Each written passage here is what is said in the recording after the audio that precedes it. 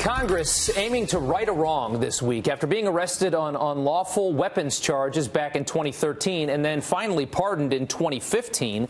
New hope is being restored for concealed carry owner Shaneen Allen as legislation heads to the House Judiciary Committee that would ease the burden for legal gun owners who are crossing state lines, sometimes into states that are a lot stricter.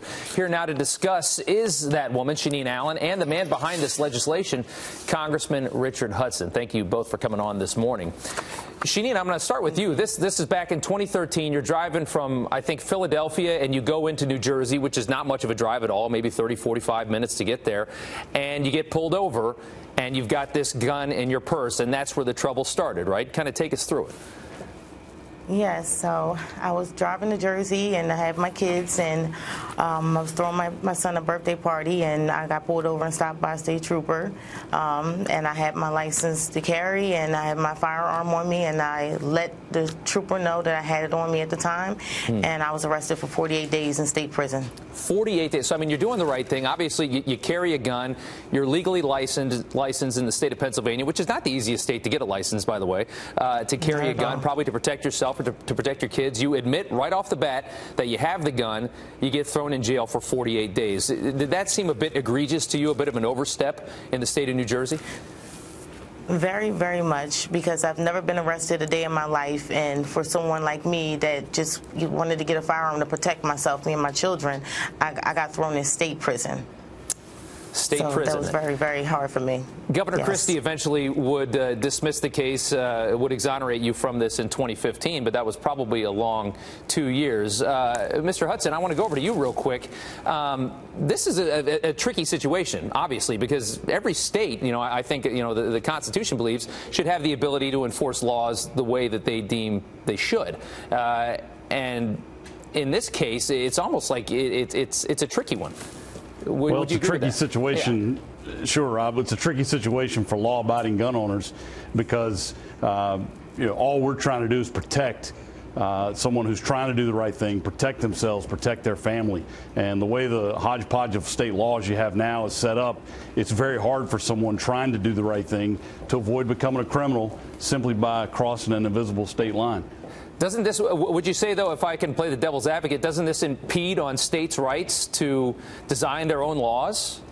Well, great question, but absolutely not. Article 4, Section 1 of the Constitution says each state should give the full faith and credit to the legal documents and proceedings of every other state, and that Congress has a responsibility to determine how those documents are recognized. That's why, for example, when I drive from my home in North Carolina to D.C., when I hit the Virginia state line, I don't have to stop and take a new driver test, get a new driver's license. The state of Virginia recognizes my license, but in the same way my legislation would say I have to follow all the laws of that state. So some of the critics of this legislation bring up all kinds of ridiculous doomsday scenarios, but the truth is this is a very simple common sense measure that says each state, just like now almost half of the states do recognize every other state's reciprocity, the states would just have to recognize that's a legal right to carry, but then you as an individual would have to follow all the laws of that state or municipality. Yeah, well, that's you make a very good point there. Shaneen, back over to you. I mean, what was this like to go through for you? I mean, you're a law-abiding citizen. You have a legally owned gun. You cross over into New Jersey, which is right next to Pennsylvania. It's a quick little shot. And all of a sudden, you're in jail for almost 50 days. Well, every day has been giving me PSD, and my kid's been going through it. But I'm actually glad that it happens to someone as strong as me, and that I'm here to stand up today to fight, to help, and try to keep my kids as well aware as I can on the gun laws and what's going on and what happened to their mom. That I was trying to protect myself and protect them, and it ultimately got me in trouble. And this is something that needs to stop now. Even today is my birthday, and I live today to see another year and celebrate it with my kids and with you all, and to stand up and fight for not only my gun rights but everyone else's. Well, so it's a blessing.